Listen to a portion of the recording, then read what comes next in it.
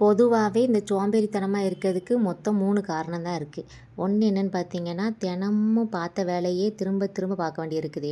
காலையில் எந்திரிச்சு வீடு வாசல் தொளிச்சு, கோலம் போட்டு, சமையக்கட்டில் வந்து சமையல் பண்ணி, துணி துவைச்சி, வீடு வாசல் பெருக்கி, மாப்பு போட்டுட்டு, பாத்திரம்லாம் கழுவி போட்டுட்டு, திரும்ப பிள்ளைகளுக்கு லஞ்சு சமைச்சு, பிள்ளைகள பள்ளிக்கூடத்துக்கு அனுப்பிட்டு, ஹஸ்பண்டையும் ஆஃபீஸுக்கு அனுப்பிட்டு, அவருக்கும் லஞ்ச் பேக் பண்ணி கொடுத்துட்டு, சரி ரொட்டீன் வேலை முடிஞ்சிட்டான்னு பார்த்தா, திரும்பியும் துவைச்சி போட்ட துணியை வந்து எடுத்து மடித்து வச்சுட்டு, வீடெல்லாம் க்ளீனாக வச்சிட்ருக்குறோம். இதே தான் வந்து மறுநாளும் செய்கிறோம், வாரத்தில் 7 நாளும் செய்கிறோம், மாதத்தில் 30 நாளும் செஞ்சிட்ருக்கோம். அப்படின்னு சொன்னால் என்னைக்காவது ஒரு நாள் வந்து சலிப்பு வந்து ஆரம்பிச்சிருது. அங்கேருந்து ஒரு சோம்பேறித்தனம் வர ஆரம்பிச்சிருது.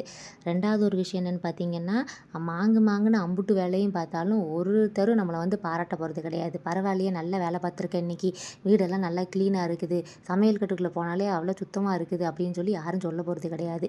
தினமும் வந்து துணியை துவைச்சி போடுறோம், மடித்து வைக்கிறோம், அயன் பண்ணி கொடுக்குறோம், அந்த துணியெல்லாம் எப்படி இவ்வளோ நீட்டாக இருக்குது அப்படின்னு சொல்லி ஒரு நாளும் பாராட்ட போகிறது கிடையாது.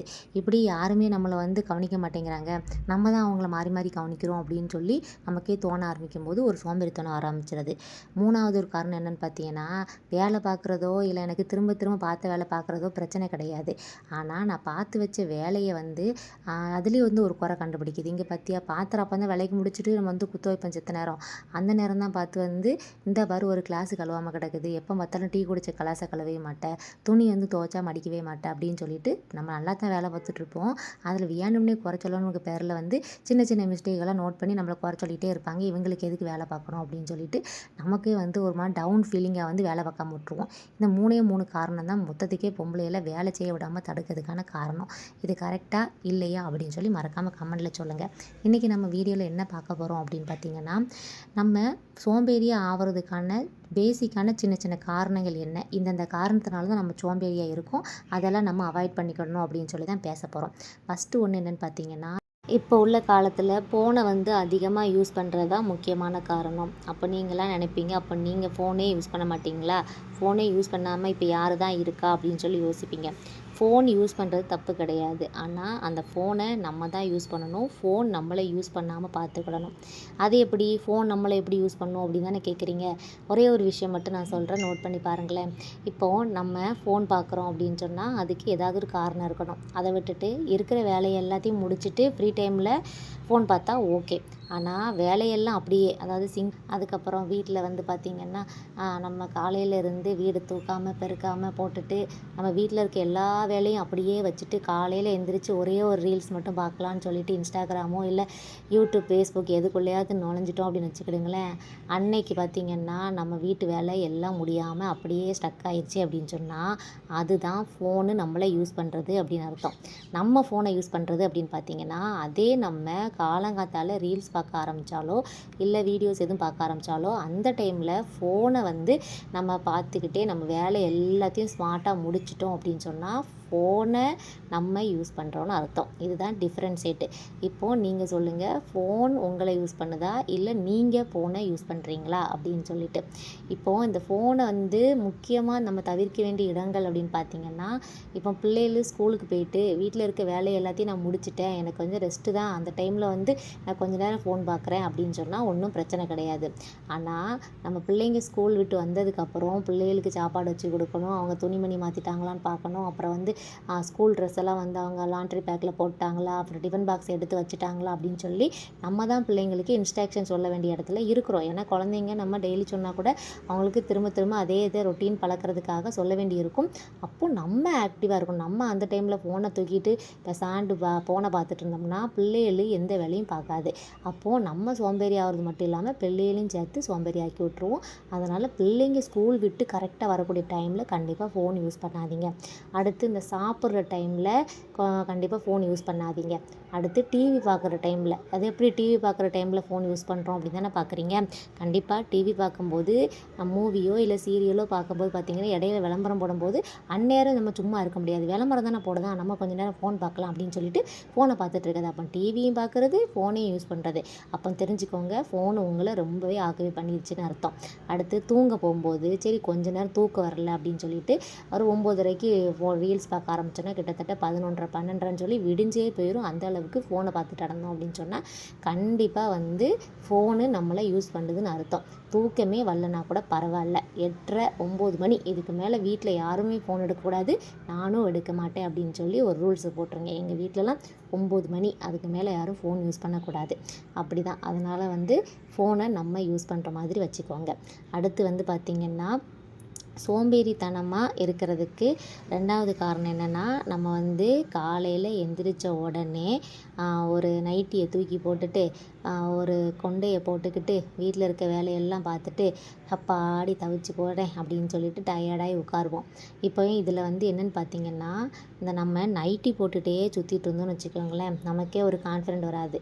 என்னடா எப்போதும் போல் வாழ்க்கை போரிங்காக தான் போய்கிட்டு இருக்கு அப்படின்னு சொல்லிட்டு அப்படியே அந்த அழுக்கு நைட்டியோட வாழ்க்கை முடிஞ்சு போயிடும். அதாவது நம்ம நைட்டி போடுறத ஃபஸ்ட்டு அவாய்ட் பண்ணுங்கள். நீங்கள் ஒரு நிமிஷம் போய் உங்கள் கபோர்டோ இல்லை உங்கள் பீரோலோ இல்லை உங்கள் பெட்டி பேக்கு எதனாலும் திறந்து பாருங்களேன். நீங்கள் எடுத்து வச்சது ஆசையாக எடுத்து வச்ச புடவை, சுடிதாரு, நீங்கள் எடுத்து வச்ச கலெக்ஷன் ஆஃப் ட்ரெஸ்ஸஸ் எல்லாமே இருக்கும். அதை ஒரு நிமிஷம் பாருங்களேன். அதை தான் போட்டு பாருங்களேன் கொஞ்சமாவது. எதுக்கு இந்த நைட்டியோடையே சுற்றுறீங்க 30 நாளும்? வருஷம் ஃபுல்லாக நைட்டியோட சுற்ற சொன்னால் கூட நம்ம சுற்றுவோம் போலுக்கு. அப்படி நம்ம சுற்றிட்டு இருந்தோம்னா நமக்கு நம்மளே கான்ஃபிடென்ட்டை இழந்து நம்ம என்னடா வாழ்கிறோம், என்னடா வேலை பார்க்குறோம் அப்படின்னு சொல்லி சோம்பேறியாக ஆகி போயிடுவோம்.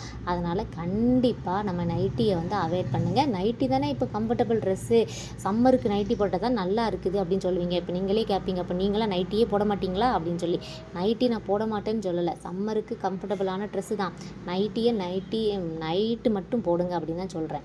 என்னன்னா, இப்போ நான் வந்து காலையில் எந்திரிச்சு நைட்டி போட்டுட்டு ஒரு கொண்டையை போட்டுட்டு வீட்டில் இருக்க எல்லா வேலையும் பார்த்து முடிச்சுட்டு நான் என்னைக்காவது என்னைய கண்ணாடியில் பார்த்தேன்னு வச்சுக்கோங்களேன், என்னடா இப்படி இருக்கிறோம் அப்படின்னு சொல்லி நம்ம என்னைக்காவது ஃபீல் பண்ணியிருக்கோமா? ஒரு டைம் நீங்கள் இந்த வீடியோ பார்க்குறீங்கல்ல, இப்போ என்ன ட்ரெஸ் போட்டிருக்கீங்க அப்படின்னு சொல்லி கமெண்ட் பண்ணுங்கள். அப்படியே ஒரு நிமிஷம் போய் உங்கள் வீட்டில் இருக்க கண்ணாடியை பாருங்கள்.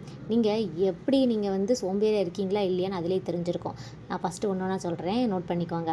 ஃபஸ்ட்டு நீங்கள் ஒரு சுடிதாரோ இல்லை சேலையோ நீங்கள் கட்டியிருக்கீங்களா அப்படின்னு சொல்லுங்கள். 2வது நல்லா தலை இழுத்து நல்லா தலை பின்னல் போட்டு நல்லா சூப்பராக வச்சுருக்கீங்களா அப்படின்னு சொல்லுங்கள். 3வது நல்லா சூப்பராக பொட்டு வச்சு குங்குமம்லாம் வச்சு நல்லா பார்க்க பர்ஃபெக்டாக இருக்கீங்களா அப்படின்னு சொல்லுங்கள். இதெல்லாம் எதாவது பண்ணியிருக்கீங்களா? நார்மலாக பேசிக் இது தான், பெரிய மேக்கப்லாம் ஒன்றும் தேவையில்லை. நார்மலாக பேசிக்காக பண்ணக்கூடிய இந்த 3 விஷயம் நீங்கள் பண்ணியிருக்கீங்களான்னு ஒரு டைம் உங்களோட முகத்தை நீங்களே ஒரு தடவை பார்த்துட்டு வாங்களேன். நீங்கள் சோம்பேறியா இல்லையா அப்படின்னு தெரிஞ்சிடும்.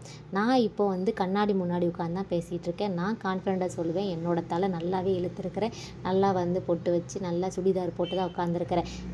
நான் சொல்லுவேன், முன்னாடி நானுமே வந்து நைட்டியில் தான் சுற்றிட்டு இருந்தேன். அப்போ பயங்கரமாக வந்து போரிங்காக இருந்துச்சு, சோம்பேறியாக இருப்பேன், எந்த வேலையும் பார்க்க மாட்டேன். அப்போ நமக்கு வந்து நம்ம செல்ஃப் கான்ஃபிடென்ஸே ரொம்ப டவுனாக இருந்துச்சு. இப்போ நான் எனக்காக ஒரு ப்ரியாரிட்டி கொடுத்து நான் வந்து என்ன நல்லா பார்த்துக்கிறேன், அதுக்கப்புறம் வீட்டையும் நல்லா பார்த்துக்கிறேன். இப்போ நல்லாவே சோம்பேறி இல்லாமல் இருக்கிறேன். அந்த கான்ஃபிடென்ட்டில் தான் இந்த நைட்டியை நைட்டு மட்டும் யூஸ் பண்ணுங்கள் அப்படின்னு சொல்கிறேன். அடுத்து ஒரு விஷயம் நீங்கள் பண்ணுறீங்க அப்படின்னு சொன்னால் அது சின்ன விஷயமா இருந்தால் கூட பரவாயில்ல, அந்த விஷயத்தை தள்ளி போடாமல் பண்ணுங்கள். இப்போ தள்ளி போடாமல் பண்ணணும்னா எக்ஸாம்பிளுக்கு பார்த்தீங்கன்னா, நான் வீட்டில் சமையல் வேலையெல்லாம் முடிச்சுட்டு பாத்திரம்லாம் கழுவி வச்சுட்டேன், சிங்கெல்லாம் நல்லா நீட்டாக இருக்குது அப்படின்னு வச்சுக்கோங்களேன். எனக்கு இப்போ ஒரு டீ போட்டு குடிக்க வேண்டியிருக்கு அப்படின்னு சொல்லிட்டு நான் வந்து டீ பாத்திரத்தில் டீ போட்டு குடிச்சிட்டு அந்த ஒரே ஒரு பாத்திரமும் ஒரே ஒரு டம்ளர் இருக்குது. இதை நான் என்ன சொல்கிறேன், சின்ன ஒரு பொருள் தானே அப்புறமா கழுவிக்கலாம் அப்படின்னு சொல்லி சிங்கில் போட்டுட்டு நான் வந்து வெளியில் வந்துட்டேன், பெட்ரூமில் வந்து என்னோடய அடுத்த வேலையை பார்க்க ஆரம்பிச்சிட்டேன்னு சொன்னால் நான் கிச்சனுக்கு போகிறது இல்லை. அப்போது அந்த பாத்திரம் நான் காலையில் போட்டேன்னா வச்சுக்கோங்களேன், மத்தியானம் லஞ்சு சாப்பிட்ற வரைக்கும் அங்கே தான் இருக்கும். அப்போது அந்த ஒரு சின்ன விஷயம், ஒரு பாத்திரம் ஒரு டம்ளரை நான் அப்போவே கழுவி வச்சுருந்தேன் அப்படின்னு சொன்னால் அந்த கிச்சன் பக்கம் எனக்கு போகணும்னு அவசியமும் கிடையாது. அந்த சின்ன விஷயத்தை நான் தள்ளி போட்டதுனால எனக்கு அந்த சிங்கில் பாத்திரம் இருந்துக்கிட்டே இருக்கும்.